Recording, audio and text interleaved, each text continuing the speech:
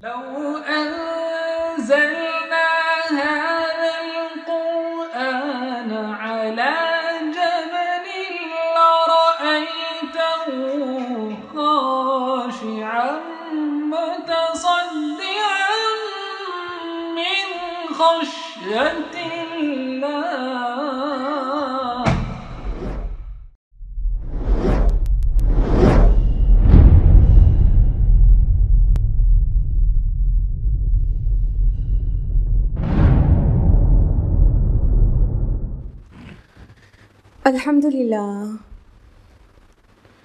الحمدللہ رب العالمین والصلاة والسلام علی رسولہ الکریم وعلی آلہ واصحابہ اجمعین. اما بعد اعوذ باللہ من الشیطان الرجیم. بسم اللہ الرحمن الرحیم. وَلَقَدْ يَسَّرْنَا الْقُرْآنَ لِلذِّكْرِ فَهَلْ مِن مُّدَّكِرٍ. بسم اللہ الرحمن الرحیم. رب اشرح لی صدری ویسر لی امری واحلل عقدۃ من لسانی یفقہوا قولی. میری عزیز بہنوں، آپ سبھی کا درس قرآن مجید میں دل کی گہرائی سے خیر مقدم ہے. السلام علیکم ورحمۃ اللہ وبرکاتہ. اللہ رب العالمین کی ذات بابرکات سے امید ہے کہ آپ سب بخیر و عافیت ہوں گی. الحمدللہ. تو میرے ساتھ کون سی سورہ چل رہی ہے درس قرآن میں؟ سورہ صافات. اور آج ہم لوگ کس آیت سے تفصیل سے جانیں گے؟ آیت نمبر 114. تو پیچھے ہم لوگوں نے جانا کہ شارٹ میں پروفٹس کا ذکر ہے اور ابراہیم علیہ السلام کا ذکر قدر تفصیل سے ہے، اور پھر اس کے بعد پھر بہت مختصر میں اور رسولوں کا ذکر ہے اور نبیوں کا ذکر ہے. تو آج پچھلی بار میں ہم لوگوں نے ابراہیم علیہ السلام کے متعلق جانا تھا اور اب بات ادر پروفٹس کے ساتھ آگے بڑھ رہی ہے. سو آیت نمبر 114 از اعوذ باللہ من الشیطان الرجیم. بسم اللہ الرحمن الرحیم. وَلَقَدْ مَنَنَّا عَلَىٰ مُوسَىٰ وَهَارُونَ. اور ہم نے موسیٰ اور ہارون پر احسان کیا. بات شروع ہو رہی ہے موسیٰ علیہ السلام کی، اور ساتھ میں اسٹوری میں آپ جانتی ہیں ہر جگہ ہارون علیہ السلام موجود ہوتے ہیں، تو دونوں کا ایک ساتھ ذکر ہے کہ ہم نے موسیٰ اور ہارون پر احسان کیا. یہ مننا جو لفظ ہے تو من سے ہے، میم نون نون. من کا مطلب احسان ہوتا ہے. دیگر مقامات پر بھی یہ استعمال ہوا ہے، جیسے کہ بقرہ کی 264 میں کہ تم احسان جتا کر اپنے صدقات کو ضائع نہ کرو اور تکلیف دہ باتیں کہہ کر ضائع نہ کرو. وَلَا تُبْطِلُوا صَدَقَاتِكُمْ بِالْمَنِّ وَالْأَذَىٰ. ٹھیک، تو یہ من معنی احسان ہوتا ہے. تو اللہ تعالیٰ فرما رہے ہیں کہ ہم نے موسیٰ اور ہارون پر احسان کیا. آپ جانتی ہیں کہ موسیٰ اور ہارون علیہ السلام کی کیا فضیلتیں تھیں، کیا خصوصیات تھیں. جو کچھ بھی ہیں وہ سب اللہ کی عطائی ہیں، چاہے پروفٹ ہو یا نان پروفٹ، کوئی بھی انسان ہو، اس کے پاس جو کچھ بھی ہے سب اللہ کا دیا ہوا ہے. اور جو نعمتیں ہیں یا جو خصوصیات ہیں، کوالٹیز ہیں، ٹریٹس ہیں، وہ سب کچھ اللہ کی طرف منسوب ہونا چاہیے کہ اللہ نے بطور نعمت، بطور احسان وہ دے رکھا ہے.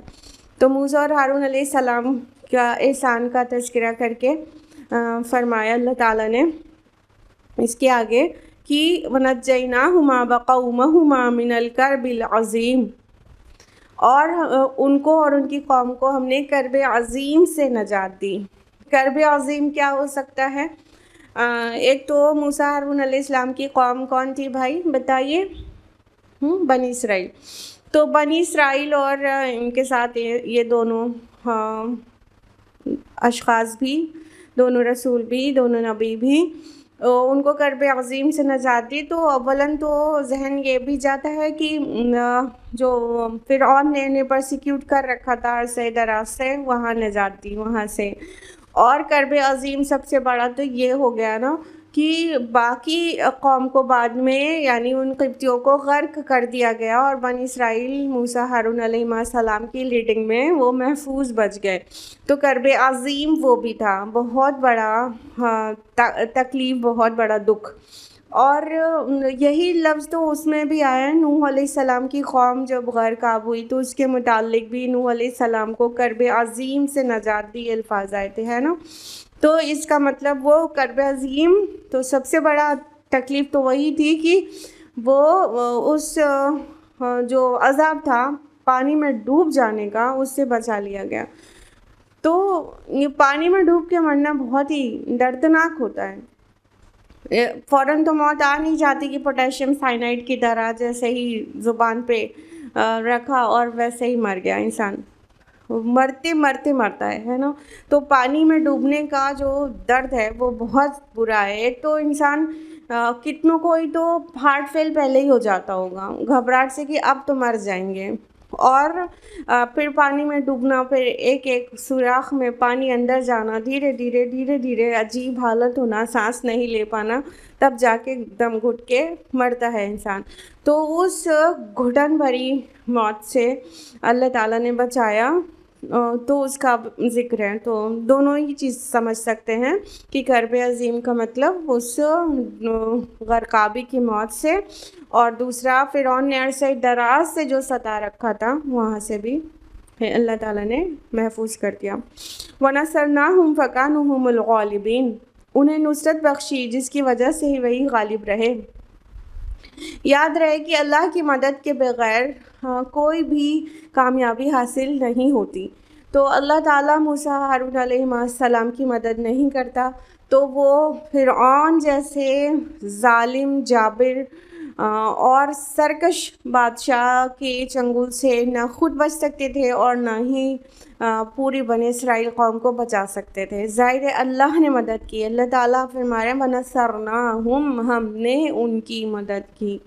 تو ظاہر اللہ کی مدد کے بعد ہی وہ غالب آ گئے. آخر فتح کس کی ہوئی؟ موسیٰ علیہ السلام اور بنی اسرائیل کی، کہ وہ اسی جگہ پہ جہاں پر وہ پوری آل فرعون ڈوب رہے ہیں وہیں سے وہ نکل جاتے ہیں اور وہ نہیں ڈوبتے ہیں، اور آل فرعون اسی جگہ پر ڈوب جاتے ہیں. تو اللہ تعالیٰ کی مدد سے تو ہوا تھا. اور موسیٰ علیہ السلام کو جس طرح سے اللہ تعالیٰ نے حوصلہ ہمت دیا تھا جب پہلی بار دربار میں فرعون کے گئے تھے موسیٰ علیہ السلام، تو وہ اللہ ہی تو دیکھ رہا تھا کہ تم جاؤ، میں تمہیں دیکھ رہا ہوں، تم میری نظروں میں ہو. تو اللہ کی مدد کے بغیر کوئی چھوٹی سی کامیابی بھی نہیں ملتی، اتنی بڑی کامیابی کیسے ممکن ہے؟ اور وہ تو معجزانہ کامیابی تھی نا کہ سمندر میں راستہ بن گیا. وَآتَيْنَاهُمَ الْكِتَابَ الْمُسْتَبِينَ، ان کو نہایت واضح کتاب عطا فرمائی. کون سی کتاب کی بات ہو رہی ہے؟ تورات. یہ جو مستبین لفظ آیا ہے یہ مبین کا ہی ہم معنی ہے، یعنی اس کے جو روٹ لیٹرز ہیں وہ سیم ہے مبین ورڈ سے. تو اس کا مطلب ہوتا ہے واضح، روشن، کلیئر. بین اور تبین، یہ سارے الفاظ قرآن میں بار بار آتے رہتے ہیں، اور انفیکٹ بول چال میں بھی ہم لوگ استعمال کرتے ہیں بین. تو بالکل واضح، جو بالکل ڈسٹنگوشڈ ہو ادرس سے، ایک دم کلیئر، اس کو کہتے ہیں مبین یا مستبین. تو یہاں پر تورات کی جو صفت بتائی گئی ہے وہ ہے وہ مستبین، وہ واضح کتاب ہے، روشن ہے، کلیئر ہے، کوئی ایمبیگویٹی نہیں ہے، کسی قسم کا سمجھنے کا پیچ نہیں ہے، بلکہ کلیئر احکام. تورات سے پہلے یہ کوئی بھی کتاب ان کوالٹیز کی حامل نہیں تھی، اور تورات میں اللہ تعالیٰ نے پوری شریعت نازل کی، واضح احکام نازل کیے، سمجھنے کے لیے آسان اور عمل کرنے کے لیے آسان. تو اس سے پہلے کیا تھا کہ وہ جو نصیحتیں تھیں وہ رسولوں کی زبانی چلتی تھیں، اور کتابوں میں شریعت ٹائپ کی چیز نازل نہیں ہو رہی تھی. ٹھیک ہے، تو یہ تورات کو یہ کریڈٹ جاتا ہے کہ سب سے پہلے واضح احکام تورات میں نازل ہوئے، پھر اس سے بھی بڑھ کر قرآن میں نازل ہوئے. یہ اللہ تعالیٰ کا شکر ہے کہ ہم لوگ قرآن پر ایمان لانے والے اور عمل کرنے والے ہیں. اور اگر آپ قرآن پڑھتے رہیں تو غور کریے گا کہ تورات اور قرآن کی صفات پورے قرآن میں کامن آئی ہے، وہی الفاظ بہت سارے آئے ہیں. جیسے کہ کتاب مبین یا مستبین، تو یہ قرآن کا بھی صفت ہے. ٹھیک ہے، اور فرقان تورات کے لیے بھی آئے. قرآن کا نام تو ہم فرقان بہت اچھی طرح جانتے ہیں نا. تورات کے لیے بھی فرقان ہے. نور و مبین یہ قرآن کے لیے ہی نہیں تورات کے لیے بھی آیا ہے. تو بہت ساری صفات تورات کی وہ قرآن کی کامن ہے، اور اس سے واضح ہوتا ہے کہ کیوں ہی بنی اسرائیل یا یہودی کیوں تورات کے بعد قرآن سے بدک رہے تھے. قرآن تو پچھلی کتابوں کی تصدیق کرتا ہوا آیا ہے. قرآن پچھلی کتابوں کو مسخ کرنے کے لیے نہیں آیا ہے، پچھلی کتابوں کی تصدیق ہے. اور کتنی ہی چیزیں کامن ہیں، بہت ساری چیز دیکھا جائے موٹی تو ساری ہی چیز. شریعت تھوڑا مختلف ہے لیکن ایمانیات پورا وہی ہے، اور کتاب کی جو کوالٹیز ہیں وہ وہی ہے، اور شریعت بیان کرنے والا رب وہی ہے. تو بہت ساری چیزیں کامن ہیں. تو اس میں ایک لطیف اشارہ ہے کہ یہود کی طرف کہ تم محمد رسول اللہ اور قرآن کو جھٹلانے پہ کیوں تلے ہوئے ہو. تورات میں بھی تو وہی کچھ تھا، اور یہ کتاب قرآن مجید یہ تو تورات کی تصدیق کرتا چلا جا رہا ہے. تو پھر تم اسے کیوں جھٹلا رہے ہو اور اپنی شامت کیوں بلا رہے ہو. وَهَدَيْنَاهُمَا الصِّرَاطَ الْمُسْتَقِيمَ، اور انہیں راہ راست دکھائی. یعنی یہاں پہ ڈوئل ہے، جو صیغہ ہے وہ وَهَدَيْنَاهُمَا، یعنی یہاں بات چل رہی ہے موسیٰ اور ہارون علیہما السلام کی. تو فرمایا کہ ہم نے انہیں سیدھا راستہ دکھایا. اللہ کے دکھائے سے ہی نبیوں کو بھی راستہ ملتا ہے اور ہر عام بندے کو بھی. اللہ ہی ہمارا ہادی ہے اور وہی ہمیں راستہ دکھاتا ہے.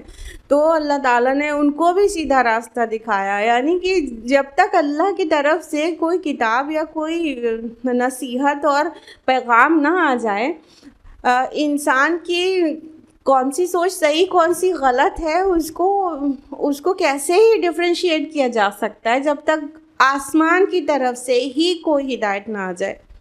ہر انسان ایک سے دوسرا سوچ میں تفریق رکھتا ہے، مختلف ہے سوچ لوگوں کی. تو کیا صحیح ہے کیا غلط ہے، انسانیت پوری اندھیرے میں بھٹک رہی ہوتی اگر اللہ تعالیٰ یہ سلسلہ رسالت اور یہ سلسلہ کتاب نزول کتاب نہ رکھتا. تو اس لیے یقیناً اللہ تعالیٰ ہی ہدایت دینے والے ہیں. سب سے پہلے رسولوں کو ملتی ہے اور ان کے ہی واسطے سے امت کو پہنچتی ہے.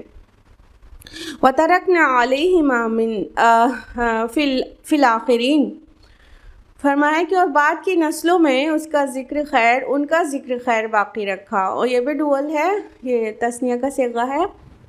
ان دونوں کا ذکر خیر بعد کی نسلوں میں باقی رکھا. تو ابراہیم علیہ السلام کی ذکر خیر کے متعلق بھی منشن ہوا، اور دیگر رسولوں کے متعلق بھی، اور موسیٰ اور ہارون علیہ السلام. ایک بہت بڑی آبادی موسیٰ اور ہارون علیہ السلام کو بھی تو مانتی ہے نا. اگر سیمیٹک ریلیجن کے سارے لوگ ابراہیم علیہ السلام کو مانتے ہیں تو سیمیٹک ریلیجن کے سارے ہی لوگ موسیٰ اور ہارون علیہ السلام کو بھی تو مانتے ہیں نا. دیکھیے جیوز مانتے ہیں، کرسچنز مانتے ہیں، مسلمز مانتے ہیں. اب اس میں آلموسٹ 66% آبادی آ جاتی ہے. تو اتنی بڑی تعداد ان دو بزرگوں کی عزت کرتی، احترام کرتی ہے. سلام علی موسیٰ و ہارون، سلام ہے موسیٰ اور ہارون پر. اللہ تعالیٰ کی طرف سے سلامتی ہی سلامتی. اور جو دنیا میں رہ کر چاہے بہت تکذیب کی گئی ہو، لیکن اس کے بعد ان کا ذکر خیر اور ان پر سلامتی اور ہر طرف سے ان کے نام لینے والے اور اللہ اور فرشتوں کی سلامتی. تو سلام علی موسیٰ و ہارون ان کذالک نجزی المحسنین، ہم نیکی کرنے والوں کو ایسی ہی جزا دیا کرتے ہیں. انہما من عبادنا المؤمنین، در حقیقت وہ ہمارے مومن بندوں میں سے تھے.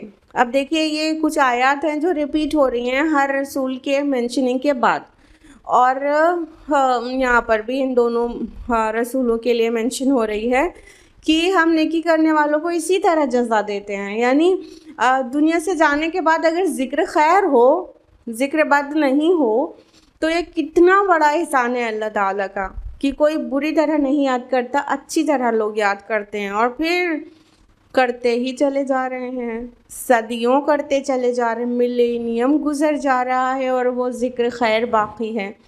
کچھ ایک لوگوں کو رسول بھی اور کچھ نان پروفٹس بھی ایسا کام کر کے دنیا سے جاتے ہیں کہ زندگی تو ان کی بہت چھوٹی سی رہتی ہے، اور اس زندگی کے پیچھے یاد کیے جانے والا اور ثواب جاریہ والا جو وہ ایام ہے وہ بہت لمبے ہیں، ہزارہ سال پر پھیلے ہوئے ہیں۔ تو آج تک بھی موسیٰ اور ہارون علیہ السلام کو اچھی طرح یاد کیا جا رہا ہے، اور موسیٰ علیہ السلام تو وہ رسول ہیں قرآن میں جن کو سب سے زیادہ ذکر کیا گیا ہے۔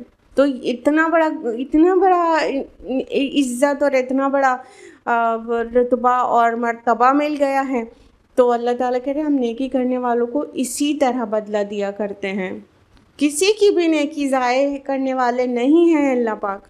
ہم اگر ایک دم چھوٹی سی بھی نیکی کریں گے تو وہ بھی اللہ کے ریکارڈ میں، اور اس کا اجر بھی ضرور ہی پائیں گے، اگرچہ وہ خالص ہے، کیونکہ خلوص تو بنیادی شرط ہے۔ خلوص نہیں تو ایکسیپٹنس نہیں بفور اللہ سبحانہ و تعالیٰ۔ خلوص ہے تو وہ نیکی ضرور اس کا اجر ملے گا بندے کو جب اللہ سے ملاقات کرے گا۔ اور یہ آیت بھی ریپیٹ ہو رہی ہے، چونکہ یہاں دو لوگوں کی بات ہو رہی ہے اس لیے انہما من عبادنا المؤمنین کہا، اور ایک کی بات ہو رہی تھی تو انہو من عبادنا المؤمنین کہا جا رہا تھا کہ وہ ہمارے مومن بندوں میں سے تھا۔ تو یہاں آپ کو بار بار ہم بتاتے ہی رہے ہیں پیچھے بھی کہ یہ مومنین بالکل ٹاپ کلاس ایمان کے سارے جو ریکوائرمنٹس ہے اس کو پورا کرنے والوں میں سے ہیں۔ مطلب دیکھیے نبیوں کے لیے بھی وہی لفظ آیا ہے، ٹھیک ہے، اور عبادنا بھی آیا ہے، یعنی وہ بندے بھی ضرور ہیں اور مومن ہیں۔ اور غیر رسول کے لیے کتنے ریلیکسیشن کی بات ہو سکتی ہے، کتنے خوشی کی بات ہو سکتی ہے کہ اللہ تعالیٰ رسولوں کو بھی مومن بندہ کہتا ہے، اور غیر رسول کو بھی، ایک بالکل عام انسان کو بھی مومن بندہ کہتا ہے۔ کتنی خوشی کی بات ہے کہ کم از کم اس پلیٹ فارم پہ تو کامن ہے، تو وہ مومن بندوں میں سے تھے۔ وَإِنَّ إِلْيَاسَ لَمِنَ الْمُرْسَلِينَ، اور الیاس بھی یقیناً مرسلین میں سے تھا۔ الیاس علیہ السلام کا ذکر قرآن مجید میں صرف 2 ہی بار آیا ہے۔ ایک تو یہ مقام ہے جو ہم لوگ جان رہے ہیں، اور دوسرا سورہ انعام کی آیت نمبر 85 میں، بس اتنی 2 ہی مقام پر الیاس علیہ السلام کا تذکرہ ہے۔ اور بغیر کسی کنفیوژن کے الیاس علیہ السلام بنی اسرائیل کے ہی نبی تھے، اور تورات میں ان کا نام ایلیا آتا ہے، ایلیا، اور ان کا زمانہ بتایا جاتا ہے 875 سے 850 قبل مسیح، 875 to 850 BC کے درمیان وہ منظر عام پر آئے، اور یہ رہنے والے تھے جلعاد نامی جگہ کے، جو کہ جارڈن کا ناردرن پارٹ ہے وہاں کے۔ اور ان کے ٹائم میں جب یہ مبعوث ہوئے تھے تو وہاں پر جو شرک ہو رہا تھا، اس شرک میں بعل نامی معبود باطل کی عبادت ہو رہی تھی، بعل کی پرستش ہو رہی تھی، اور ان کے شہر کے نام کو بعلبک بھی کہا جاتا ہے، یعنی بعل کا شہر، کیونکہ بک یا بکہ شہر کو کہتے ہیں، تو بعلبک کا مطلب ہوا بعل کا شہر۔ اور یہ بعل جو ہے یہ ایک سانڈ کی شکل کا ایک مورت ہوتی تھی جس کی عبادت کرتے تھے وہاں کے لوگ، اور بہت ہی زیادہ بڑے خطے میں اس بعل نامی معبود باطل کی عبادت ہوتی رہی تھی۔ ایکچولی ہوا یہ تھا کہ آپ کو ضرور معلوم ہوگا، داستان فلسطین لیکچر میں ہم نے بہت تفصیل سے بتایا تھا کہ سلیمان علیہ السلام کی مملکت میں بہت زیادہ دور تک اسلام پھیلا تھا. بہت بڑے خطۂ ارضی میں سلیمان علیہ السلام نے حکومت کی ہے. تو حکومت ظاہر رسول کی ہے تو دین بھی بہت زیادہ ترقی کی اور ڈیولپمنٹل کام بھی بہت ہوا. اور چونکہ ایک بہت ہی انٹیلیجنٹ اور وائز قسم کے رولر تھے، اس لیے ان کے دور میں سب کچھ بہت اچھا اور اسموتھ جا رہا تھا. لیکن جب سلیمان علیہ السلام فوت ہوئے اور ان کے لڑکے جب انہوں نے مملکت سنبھالی، تبھی سے فتنے کا دور شروع ہو گیا. یعنی ایک بہت محنت اور بہت ہی مشقت کے بعد جو پورا معاشرہ تشکیل ہوا تھا، وہ بہت ہی جلدی سے بگاڑ کا شکار ہو گیا کہ ان کے لڑکے ہی جو ہے بگڑیل تھے. تو کیا ہوا کہ لڑکے دونوں آپس میں ہی لڑ گئے اور ان کی پوری مملکت موٹے دو حصوں میں بٹ گئی. اور جو فردر بہت سارے ڈویژنس ہوئے، ہم اتنی تفصیل میں نہیں جا رہے ہیں. آپ کو زیادہ جاننا ہے تو اس لیکچر کو آپ پھر سے دیکھیے گا، داستان فلسطین. تو ایک جنوبی فلسطین اور ایک شمالی فلسطین، یہ دو موٹے خطوں میں اگلی ہی جنریشن میں ان کی حکومت ڈیوائیڈ ہو گئی تھی. تو وہ جو اس کا شمالی فلسطین والا جو حصہ تھا، اس میں ایک آزاد ریاست بنا لی گئی اسرائیل نام سے. تو یہ اسرائیلیہ تھی. اس کی جو خلافت تھی وہ سامریہ تھی، اور اس کا جو بادشاہ تھا وہ وہاں کا اخی اب اس کا بادشاہ تھا. اور اس کی جو بیوی تھی وہ مشرکہ تھی، کیونکہ اس نے مشرکہ سے شادی کر رکھی تھی. تو اس نے اپنی مشرک بیوی کی وجہ سے وہ خود اس کے اندر مشرکانہ بہت ساری چیزیں آ چکی تھیں، اور اس نے بال کا بھی بہت سارے مندر وغیرہ بنا رکھے تھے، اور اس کے کھلے عام بال کی عبادت ہوتی تھی. اور اس کی بہت ساری ایسی جگہ تھیں جہاں پر اس کی بال کے نام پر قربانیاں وغیرہ دی جاتی تھیں. تو یہ ساری شرکیہ چیزیں چل رہی تھیں. اسی درمیان میں الیاس علیہ السلام مبعوث ہوتے ہیں اور وہ ایک اللہ کی طرف دعوت دیتے ہیں. اور جانتے ہیں سبھی نبیوں کا جو ریسپانس ہے انہیں کیسا ملتا ہے. تو بہت برا ریسپانس قوم دے رہی تھی. اور پھر انہوں نے کیا کیا، بادشاہ اخیب کو ایک نوٹس بھیج دیا، اور اس نوٹس میں لکھا تھا اکارڈنگ ٹو دا بائبل. تورات کا بیان ہے. سلاطین یعنی first kings and second kings میں پڑھیں گے، اور تاریخ میں اتنے جگہوں پر اس کی تفصیلات، الیاس علیہ السلام کی تفصیلات ہے، اور بہت بہت اچھی خاصی ڈیٹیل میں ہے. تو انہوں نے نوٹس کیا بھیجا وہ اخیب کو کہ اس شرک سے باز آ جاؤ اور ایک اللہ رب العالمین کی عبادت کرو، نہیں تو تمہارے اوپر بارش کا ایک قطرہ بھی نہیں گرے گا، اور تم یہاں تک کہ اوس بھی نہیں گرے گی. تو اخیب نے اس کو سیریس نہیں لیا، اور نبی کی بات 100% صحیح ثابت ہوئی. بارش ہونا بند ہو گئی، یہاں تک کہ 3.5 سال تک بارش نہیں ہوئی. آپ امیجن کر سکتے ہیں 3.5 سال تک بارش نہ ہونے کے بعد کیا عالم ہوا گا وہاں کا. ابھی اخیب کا دماغ تھوڑا ٹھکانے پر آنے لگا.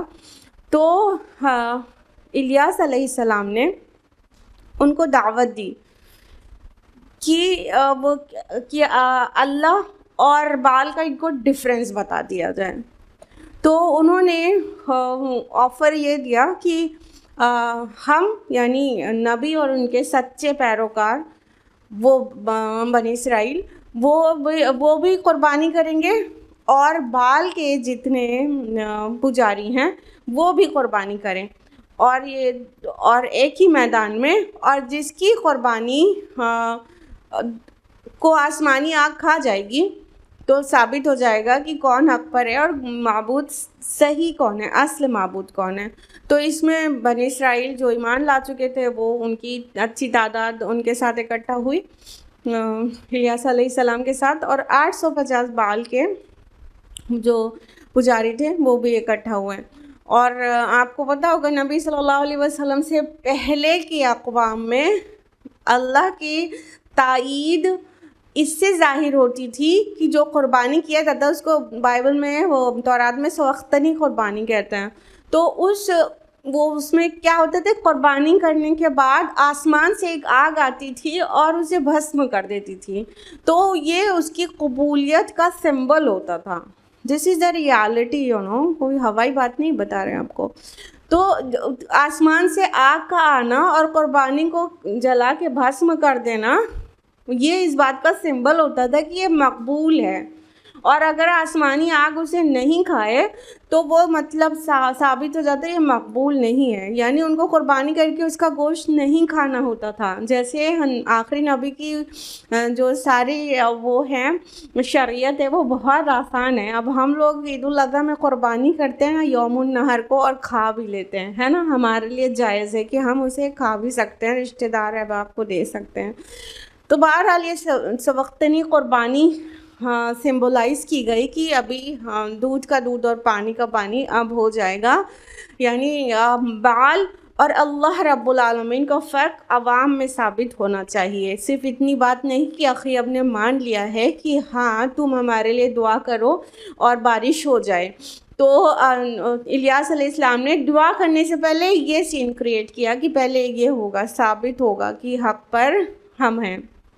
تو ایسا ہی کیا گیا اور فائنلی الیاس علیہ السلام اور مومنین کی طرف سے دی گئی قربانی بھسم ہو گئی اور باقی ان کی قربانی نہیں، اس کو آگ نے چھوا. ثابت ہو گیا کہ اللہ رب العالمین ہی حق ہے اور جتنے 850 پجاری تھے اس کے بال کے ان کو قتل کر دیا گیا. اس کے بعد الیاس علیہ السلام نے اللہ سے دعا کی، بارش کی اور خوب بارش برسی اور سب سیراب ہو گئے. تو لیکن اس کے بعد بھی اخیب نے اتنی آسانی سے نہیں ان کو پوری طرح سے مان لیا. پھر اس کا بیٹا آیا اور اس نے وہ جو دوسری سلطنت تھی آدھی شمالی سلطنت جو تھی، شمالی سلطنت تو انہی کی تھی، جنوبی سلطنت جو تھی وہاں کے ایک بادشاہ کی بیٹی سے اس نے بیٹے نے بھی شادی کیا، وہ بھی مشرکہ تھی. تو فردر ان کے یہاں شرک پھیلنے لگا اور سارے کے سارے لوگ بعد میں، یعنی حق اس ڈگری میں ثابت ہونے کے بعد بھی لوگ اور خصوصاً بادشاہ اور اس کا پرنس وہ ان کے پیچھے پڑ گئے الیاس علیہ السلام کے، یہاں تک کہ ان کو وہاں سے ہجرت کرنی پڑی. اور انہوں نے جہاں کہیں رہے وہاں ہی اللہ تعالیٰ کا پیغام پہنچایا اور ایک الہ کی طرف عبادت کرنے کے لیے بلایا. مطلب آپ نبیوں کا جب پورا قصہ پڑھیں گی نا ریالٹی، تو آپ کو پتہ چلے گا کہ دنیا کے جو سب سے پائس لوگ ہوتے تھے ان کو دنیا میں سب سے برا ریسپانس ملا ہے. تو بہت ستایا ان کی قوم نے. اگر بائبل کے معنی اور یہودیوں کے عقیدے کی معنی تو پھر الیاس علیہ السلام کو ایک بگولے میں آسمان پر اٹھا لیا گیا. اور ان کی تورات کی کئی بکس سے پتہ چلتا ہے کہ الیاس علیہ السلام کو یہی عقیدہ رکھتے ہیں کہ ان کو آسمان پہ اٹھا لیا گیا ہے اور وہ دوبارہ آئیں گے. تو وہ 3 لوگوں کی کمنگ کے ویٹ کرنے والے تھے. جب بھی نبیوں کی خبر سنتے تھے تو کہتے تھے کیا یہ ایلیا ہے، ایلیا آ گئے ہیں واپس، ایلیا کو دوبارہ آنا ہے. اور دوسرا کیا یہ مسیح ہے، مسیح ہیں، کیا یہ مسیح آ گئے ہیں. اور تیسرا کہتے تھے کیا یہ وہ نبی ہے، یعنی نبی آخر الزمان. تو یہ 3 لوگوں کا انتظار کر رہے تھے. تو ان کی عقیدے کے مطابق یہود کے الیاس علیہ السلام کو بھی زندہ آسمانوں پر اٹھایا گیا تھا اور ان کی سیکنڈ کمنگ کا وہ انتظار کر رہے تھے. واللہ عالم. تو الیاس علیہ السلام اس طرح سے بہت ہی اللہ کے دین کی دعوت لے کر اٹھے اور بہت ہی ستایا قوم نے، بہت ہی ستایا مشرکوں نے، اور بہت سارے ان کی لائف میں بہت حالات آئے اور انہیں ہجرت بھی کرنی پڑی. تو فرمایا کہ الیاس ہمارے رسولوں میں سے تھا. اذ قال لقومہ الا تتقون، یاد کرو جب اس نے اپنی قوم سے کہا تھا کیا تم لوگ ڈرتے نہیں. یعنی جب شرک دیکھتا ہے ایک موحد تو اسے اب اتنا خوف پیدا ہوتا ہے کہ ان کا انجام ہوگا کیا. تو ان سے کہا گیا کہ کیا تم ڈرتے نہیں؟ کیا تم اللہ کا تقوی نہیں اختیار کرتے؟ کیا تم ایک اللہ کو الہ بنانے کے بجائے تم اتنے سارے معبودان باطل کی پرستش کرتے ہو؟ اتدعون بالا وتذرون احسن الخالقین، کیا تم بعال کو پکارتے ہو اور احسن الخالقین کو چھوڑ دیتے ہو؟ بعال ایکچولی بعال کا معنی ہوتا ہے آقا، سردار یا مالک، اور قدیم اقوام بعال کو اسی معنی میں جانتی تھی. لینگویجز کا ڈیولپمنٹ ہوتا ہے تو تھوڑا تھوڑا معنی فرق بھی ہوتے ہیں. تو عربی زبان میں بعال لفظ کو یوزولی شوہر کے لیے جانا جاتا ہے، اور قرآن میں بھی بعال لفظ کے ساتھ شوہر کی مینشننگ ہے، ایک نہیں 3-4 مقامات پر. وبعولتہن، آپ کو پتہ ہے یہ بھی بعین لام، اور ان کے وہ سورہ نور میں، ٹھیک ہے. تو اس طرح بعال جو ہے شوہر کے لیے عربی زبان میں قرآن میں ایسا مینشنڈ ہے سیورل ٹائمز، لیکن قدیم جو کتابیں ہیں وہاں بعال کا میننگ ہوتی ہے آقا، سردار یا مالک جس کی عبادت کرتے ہیں. تو یہ جو بعال کی عبادت تھی وہ بیبلونیا سے لے کے ایجپٹ تک بہت بڑے خطے میں، پورے مڈل ایسٹ میں پھیلی ہوئی تھی، اور جس میں لبنان، شام، فلسطین، یہ سارے ممالک آتے ہیں، اس سبھی جگہ بعال کی عبادت ہو رہی تھی.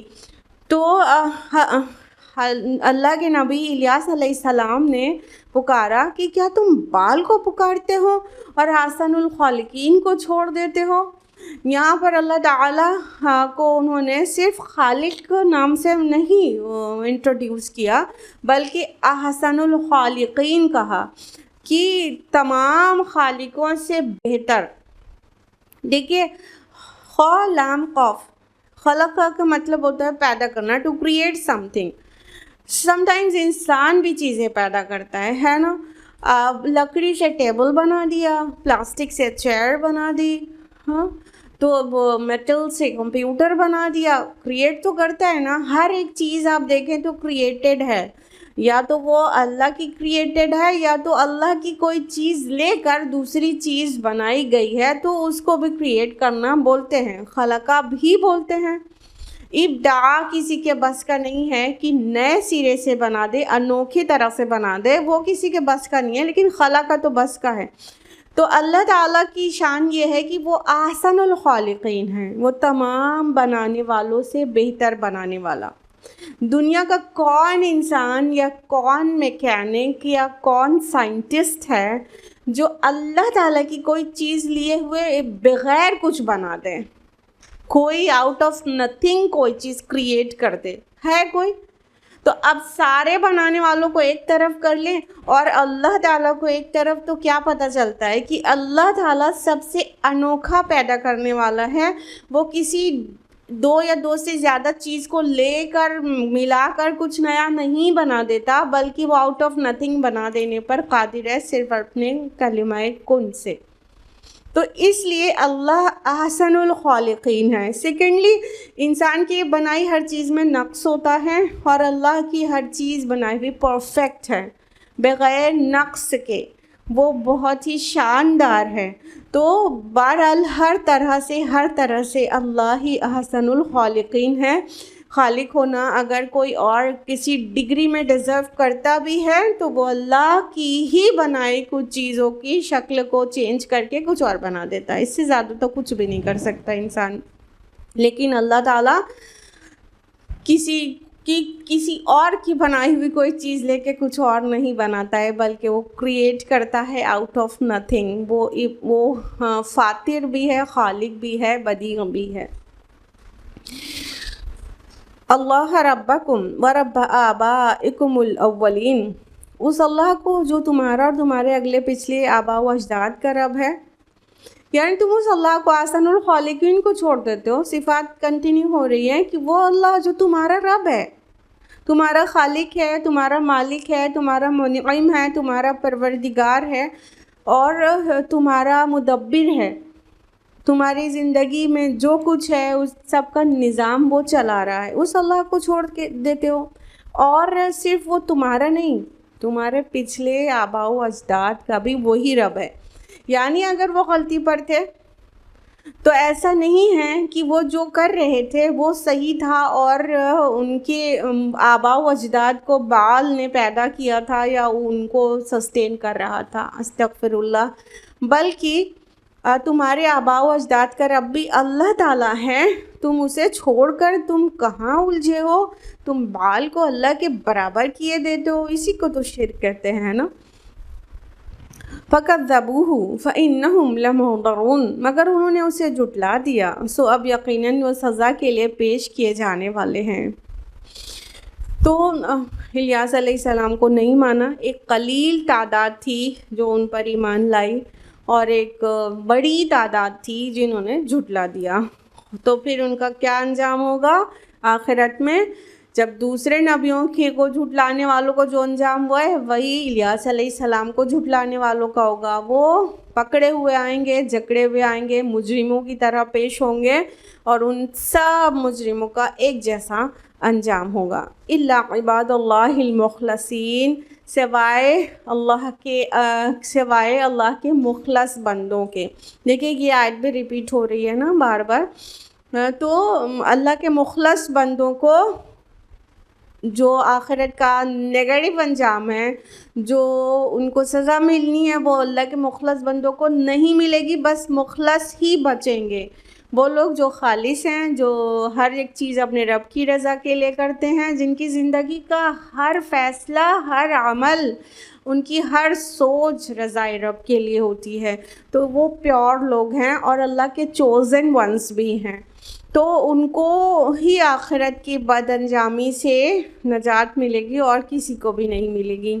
وَتَرَكْنَا عَلَيْهِ فِي الْآخِرِينَ، اور الیاس کا ذکر خیر ہم نے بعد کی نسلوں میں باقی رکھا۔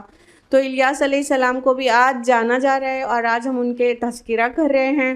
ان کی کتنی شان کی بات ہے کہ ان کو گزرے ہوئے زمانہ ہو گیا، یعنی 2800 سال سے زیادہ ہو گیا اور ابھی ان کا ذکر خیر ہو رہا ہے۔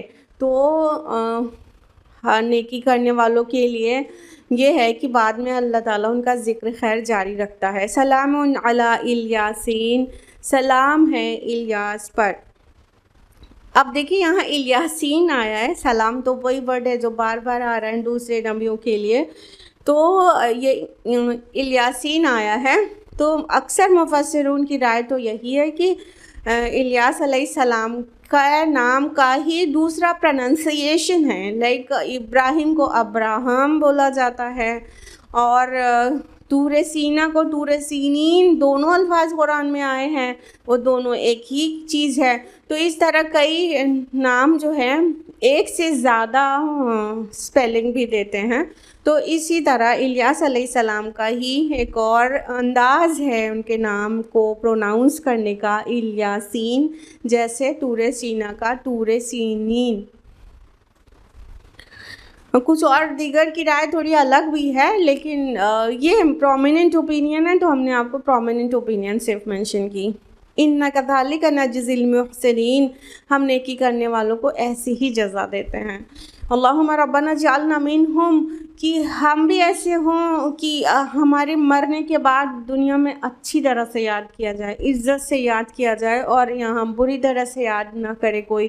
جب انسان نیکی کرتا ہے تو چاہے تکذیب ہو چاہے کچھ بھی، لیکن اللہ تعالیٰ نیکی میں ایسی برکت ڈالتے ہیں، محسنین کو ایسی جزا دیتے ہیں کہ بعد میں ان کو اچھی طرح یاد کیا جاتا ہے۔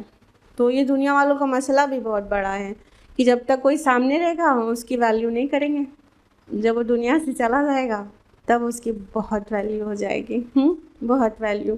ہمارے اسلاف میں خالی نبیوں کی بات نہیں، ہمارے اسلاف میں سے بھی بے شمار ایسے ہیں جنہوں نے جیلیں کاٹی ہیں اور بہت سخت جیلوں میں شدتیں برداشت کی ہیں، بہت سخت۔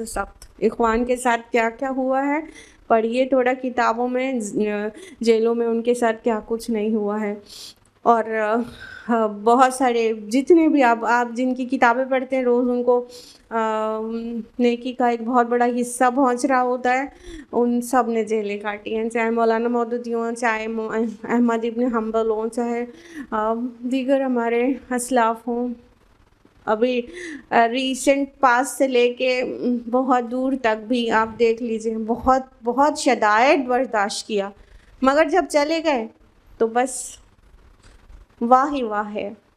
ہر طرف عزت ہے، احترام ہے، ایک دوسرے سے لڑے جا رہے ہیں ان کی عزت میں کہ مجال نہیں ہے کوئی گلشان کے خلاف کچھ کہہ دے. یہ عزت اللہ تعالیٰ دے دیتے ہیں. تو جس کا پیور ہوتا ہے دل اور قلب سلیم جس کے پاس ہوتا ہے اور وہ احسان کی روش اختیار کرتا ہے تو اس کے اعمال اللہ تعالیٰ ضائع تھوڑی کر دیتے ہیں. اس وقت تکذیب کرنے والے زیادہ ہیں، سب جھٹلا رہے ہیں، سب جھٹلا رہے ہیں، سب ستا رہے ہیں. بعد میں دیکھو پھر کیا رنگ لاتی ہے. وہ تھوڑے سے لوگ جو ان کو مانتے ہیں وہ بعد میں اتنا ایسے ڈائیورسیفائی ہوتے ہیں، ایسے ابھی اتنے سے ابھی ایسے اتنے ہو جاتے ہیں. تو یہ اللہ تعالیٰ کے ذمے ہے نا، بس اللہ کو راضی کرو، باقی کا کام اپنے آپ اللہ پاک کرے گا. اللہ تعالیٰ ہمارا اور آپ کا مولا ہے. اِنَّهُ مِنْ عِبَادِنَا الْمُؤْمِنِينَ، واقعی وہ ہمارے مومن بندوں میں سے تھے. وَإِنَّ لُوطًا لَمِنَ الْمُرْسَلِينَ، اور لوط علیہ السلام بھی انہی لوگوں میں سے تھے جو رسول بنا کر بھیجے گئے. لوط علیہ السلام کے متعلق بہت سارے تفصیلات گزر چکی ہیں ہمارے ساتھ، آپ کے ساتھ.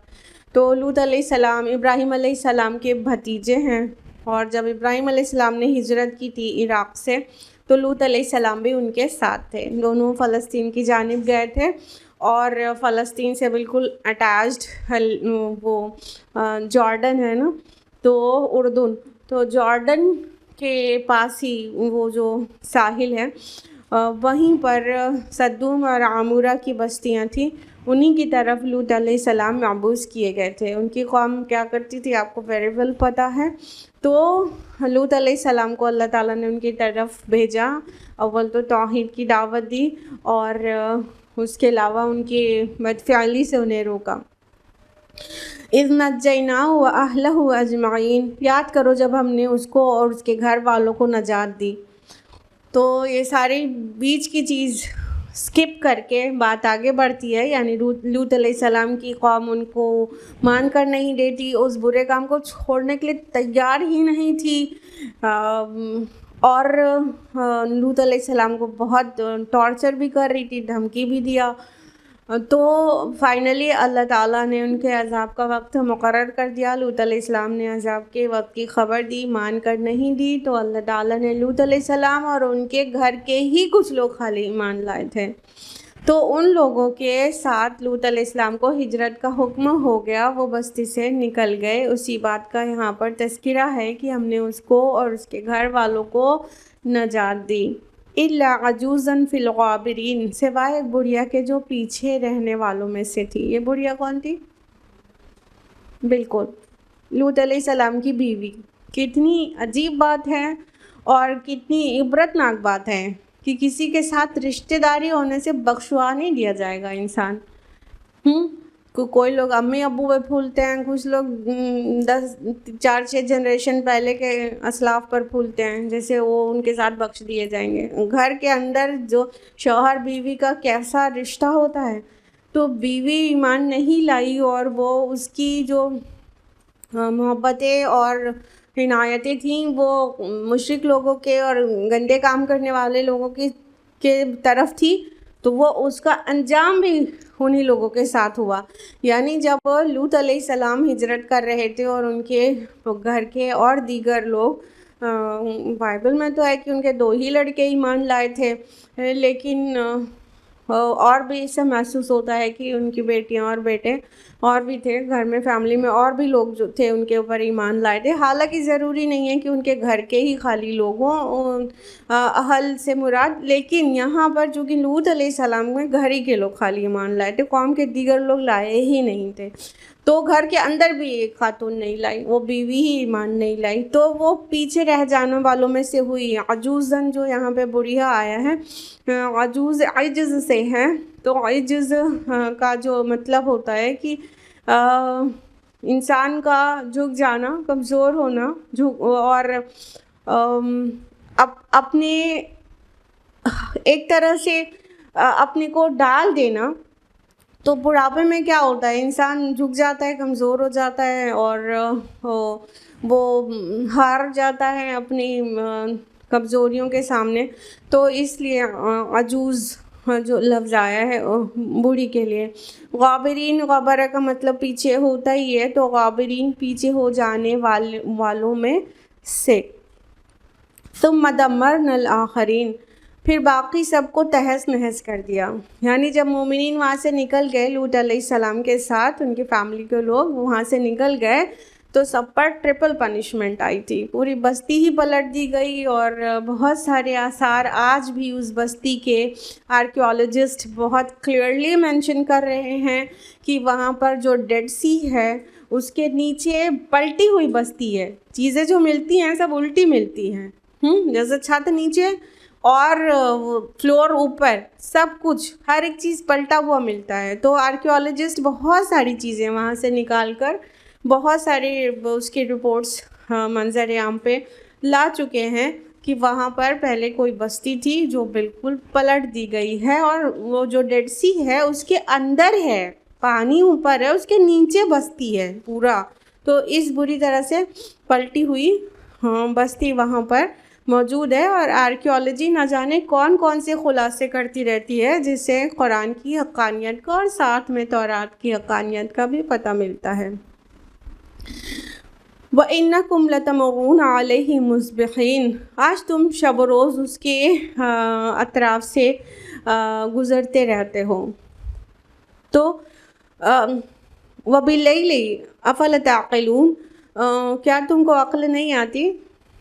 دیکھیے، مصبحین صبح کے لیے آیا ہے، اور لیل مینس رات ہوتا ہے، رات کے لیے، کہ تم صبح کے وقت بھی اور رات کے وقت بھی وہاں سے گزرتے ہو. اس کا مطلب یہ نہیں ہوتا ہر صبح کو وہاں جاتے ہو. قوم لوط کی جو پلٹی ہوئی بستی تھی، ان کے آثار تھے، وہاں پہ سے ہر صبح کو جاتے ہو، ہر رات کو جاتے ہو، نہیں. اس کا مطلب ظاہر بات ہے یہ ایک فریزل وے ہے مینشن کرنے کا. اس کا مطلب ہوتا ہے کہ تم اکثر ہی وہاں سے آتے جاتے رہتے ہو. یعنی جب اپنا سفر ادھر کی طرف کرتے ہیں نارتھ میں، تو وہاں سے گزر ہوتا ہی ہے. تو بزنس کے لیے جب دیکھو سفر ہوتا رہتا ہے تھا عربوں کا، تو وہ دیکھتے تھے ساری چیزیں. انسان کو کیا کرنا چاہیے، جب کسی تباہ شدہ جگہ کو دیکھنا چاہیے، کچھ آثار وہاں باقی ہوں، اس کو وٹنس کرنا چاہیے. تو کیا عبرت حاصل کرنی چاہیے نا، کہ یہ قوم نافرمان تھی اللہ کی، تو ان کے ساتھ یہ ہوا. آج ہم نافرمانی کریں گے تو کون سا ہم جو ہے پینٹڈ آئے ہیں کہ ہم کو چھوڑ دیں گے اللہ تعالیٰ. اللہ کی سنت تھوڑی بدلتی ہے. نبیوں کے کو جو ریسپانس ایک قوم نے دیا تو اللہ تعالیٰ نے اس کو اوپر بھی ناراض ہوئے، اس کو بھی پنش کیا. تو دوسری قوم بھی رسول کی بات نہیں مانے گی، اپنی زندگی کا معیار رسول کی طرح پہ سیٹ نہیں کرے گی، تو دوسری قوم کو بھی عذاب آ سکتا ہے، اجتماعی بھی اور انفرادی بھی آ سکتا ہے. تو اس لیے کہا گیا کہ تم صبح شام گزرتے ہو. افلا تعقلون، کہ تم سمجھتے نہیں ہو، کہ تم عقل سے کام نہیں لیتے ہو.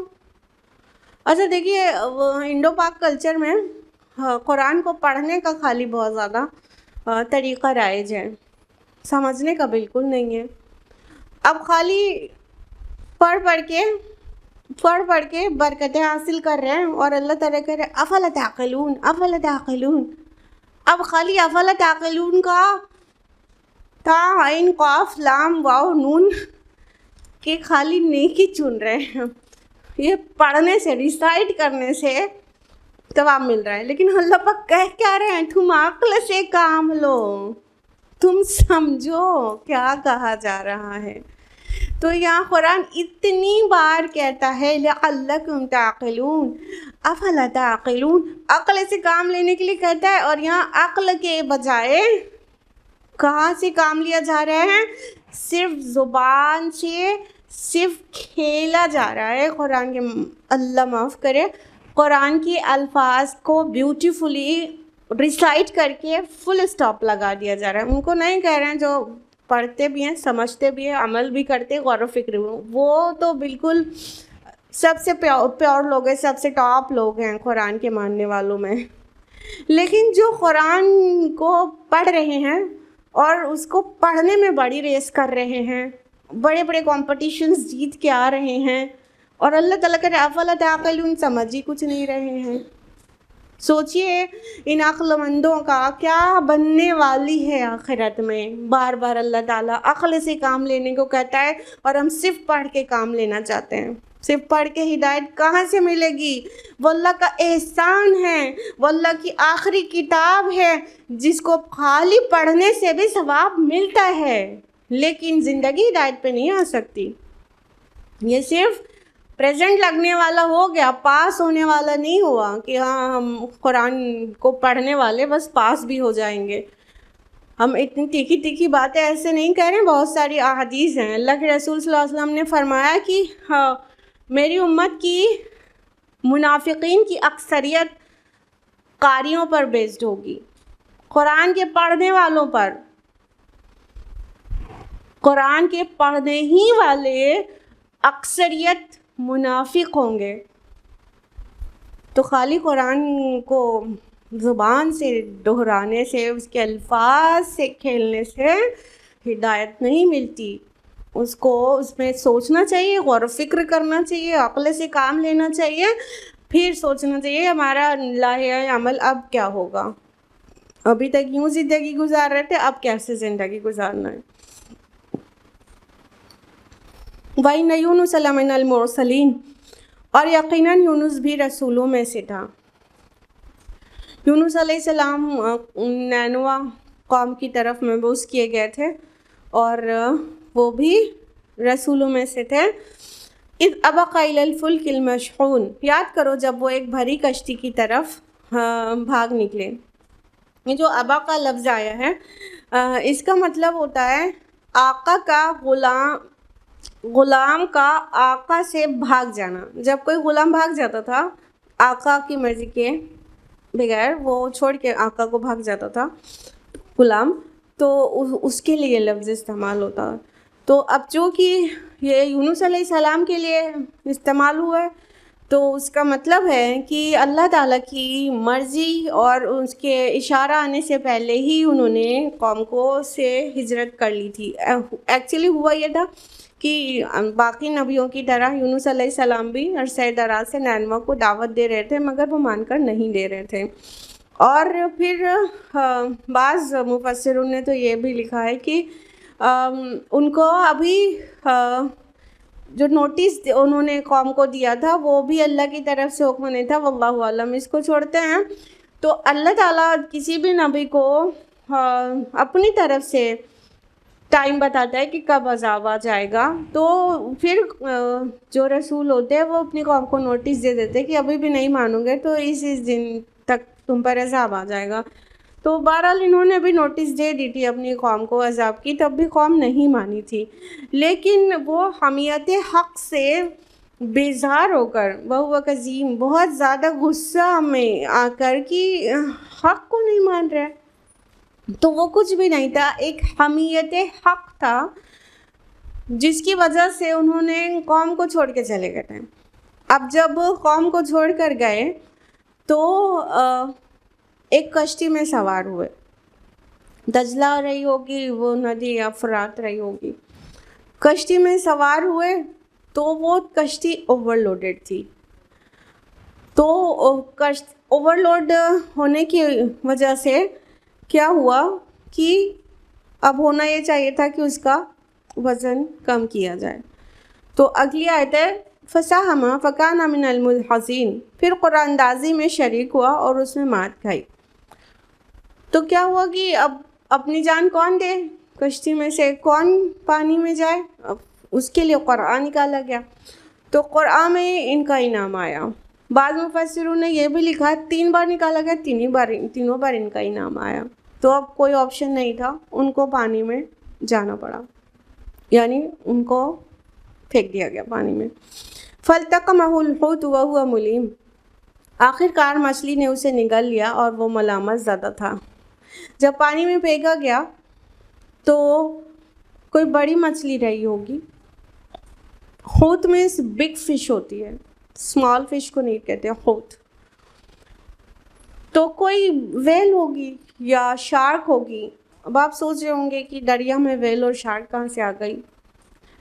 कई बिग फिशेस ऐसी होती हैं जो माइग्रेट करती हैं दरिया से लेके समंदर तक, समंदर से लेके दरिया तक माइग्रेट करती हैं. तो जब अपने माइग्रेशन पीरियड में वो दरिया में आती हैं, समंदर से दरिया में आ जाती हैं और दरिया में जहाँ तक का उनका माइग्रेशन रहता है वहाँ से फिर वापस अपने सोर्स पे फिर वापस पहुँचती हैं. तो बहरहाल किसी बिग फिश ने इनको निगल लिया, या तो वेल रही होगी या तो शार्क रही होगी. और वेल और शार्क के लिए इंसान एक छोटा सा दाने के बराबर है जो समूचा निगल लेते, चबाने की ज़रूरत नहीं पड़ती. फलौला अन्नहु काना मिनल मुसब्बिहीन, और अगर वो तस्बीह करने वालों में से ना होता तो ललबिसा फी बतनिही इला यौम युबअसून, तो रोज़ी क़यामत तक उसी मछली के पेट में रहता. अल्लाह ताला ने फरमाया कि अगर वो तस्बीह करने वालों में ना होता, दो बात हो सकती है. एक तो ये कि उन्होंने मछली के पेट में तस्बीह की, और दूसरा ये कि वो हमेशा ही अल्लाह का ज़िक्र करने वाले और हमेशा ही तस्बीह करने वाले थे, इसलिए अल्लाह ताला ने उनको पर रहम किया. अब आप लोग बताएंगे कि कौन सी तस्बीह की थी उन्होंने, क्या बोला था. माशाअल्लाह, ये तो सबको मालूम है. बारकल्लाह. ला इलाहा इल्ला अंता सुब्हानका इन्नी कुन्तु मिनज़ ज़ालिमीन. सूरह, यहाँ पे तो वो तस्बीह के अल्फाज नहीं आए हैं लेकिन सूरह अंबिया में आए हैं. तो उन्होंने ये तस्बीह की कि कोई इबादत के लायक नहीं है सिवाय आपके, और मैं ही खताकारों में से था. तो अल्लाह की पाकी बयान की कि अल्लाह पाक आप पाक हैं और इबादत तो सिर्फ आपको सज़ावार है और गलती तो मेरी थी, मैंने मतलब आई रॉन्ग्ड माई ओन सोल. तो अल्लाह ताला ने मछली को हुक्म दिया. अल्लाह ताला तो सारी दुनिया कायनात की हर चीज़ आपके कब्ज़े कुदरत में है. मछली ने क्या किया कि वो किनारे पर जाकर उगल दिया. वहीं पे उगलते तो वहाँ डूब के मरते, किनारे पर जाकर उगल दिया. अल्लाह ताला फरमा रहा है अगर वो तस्बीह करने वाला ना होता तो क़यामत तक मछली के पेट में रहता. इसका ये मतलब नहीं है कि मछली वो ज़िंदा रहती क़यामत तक और वो भी ज़िंदा रहते और पेट में रहते. कहने का मतलब मछली का पेट ही उनकी कब्र बना रहता, लेकिन मछली ने उगल दिया. फ़नबज़नाहु बिल-अराई वहुव सक़ीम, आखिरकार हमने उसे बड़ी सकीम हालत में एक चटियल ज़मीन पर फेंक दिया. अब अगर बाइबल के माने तो 3 days 3 nights, वल्लाहु आलम कितनी दिन मछली के पेट में रहे. अब उधर तो बहुत ज़्यादा गड़बड़ है, थोड़ा एडल्ट्रेशन है, तो बहरहाल उसमें 3 दिन 3 रात लिखा हुआ है. तो वो अच्छे खासे अरसे तक मछली के पेट में रहे. अब मछली के पेट में जब मतलब स्टमक में तो बहुत सारे गैस्ट्रिक जूसेस आते हैं, HCl जैसा एसिड रिलीज़ होता है और खाने को पचाने के लिए वो सब उनके ऊपर आ रहा था. तो किस बुरी तरह से उनको बीमार किया होगा, है ना. एकदम कमज़ोर से हो गए होंगे जितनी देर वहाँ. और ये एक किस्म का मुआजिज़ा भी है, इसको आम बात तो नहीं समझिए ना कि मछली के पेट में जाना उतना HCl तो गला देने, मेटल्स को भी गला देने के लिए काफ़ी होता है जितना HCl स्टमक में रिलीज़ होता है. तो उन गैस्ट्रिक जूसेस के साथ सरवाइव करना इट्स नॉट पॉसिबल. और फिर सांस लेना, ऑक्सीजन कहाँ से आ रही थी. तो ये डेफिनेटली इट वाज मिराक्युलस. तो जब मछली ने उगला तो वो बहुत सकीम हालत में थे, यानी बहुत पस्त हालत में थे. वाम्बतना अलैहि शजरतम मिन यक़तीन, और उस पर एक बेलदार दरख्त उगा दिया. यक़तीन ऐसे पौधों को कहते हैं जो तने पे सीधे खड़े नहीं होते हैं बल्कि वो ज़मीन पे रेंग के बढ़ते हैं, जिसको हम क्रीपर्स कहते हैं.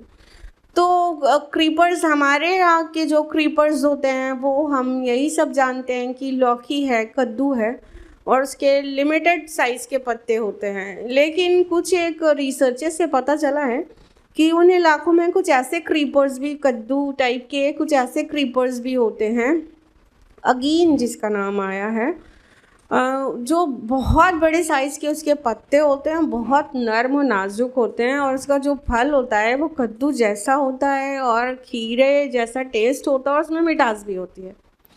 تو اللہ تعالیٰ نے ان کو اس طرح سے محفوظ کیا۔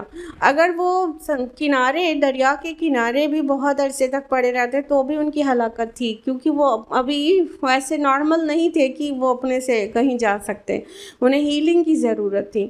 تو بہرحال اسی پودے سے یقطین، جو بھی قسم کا پودا ہوگا، کریپر، اسی سے انہیں سایہ بھی ملا، اسی سے ان کا بیڈ بھی بنا، یعنی ایک پتے پہ وہ لیٹے ہیں تو ایک پتا انہیں ڈھکے ہوئے ہے، اوپر سے دھوپ سے بچا رہا ہے، اسی سے فوڈ بھی ملا اور اسی سے میڈیسن بھی ملی۔ تو اس طرح سے ان کی حالت اچھی ہوئی۔ باقی جو اس کے بعد کیا ہوا، اس میں تھوڑا تھوڑا اختلاف ہے، اور جو سب سے زیادہ ممکنہ بات ہے وہ یہ کہ پھر ان کو واپس اسی قوم کی طرف، جب وہ ہیلدی ہو گئے، نارمل ہو گئے، تو ان کو اسی قوم نینوا کی طرف واپس بھیجا گیا۔ فرمایا وَأَرْسَلْنَاهُ إِلَىٰ مِائَةِ أَلْفٍ أَوْ يَزِيدُونَ، اس کے بعد ہم نے اسے 1,00,000 یا اس سے زائد لوگوں کی طرف بھیجا۔ تو وہ نینوا قوم کم و بیش 1,000 تھی یا اس سے زیادہ تھی۔ یہ جو انداز ہے، 1,00,000، کیونکہ میات الف آیا ہے 100,000، میاں مینس 100 ہوتا ہے، الف مینس 1000 ہوتا ہے، تو میات الف 100,000 یعنی 1,00,000۔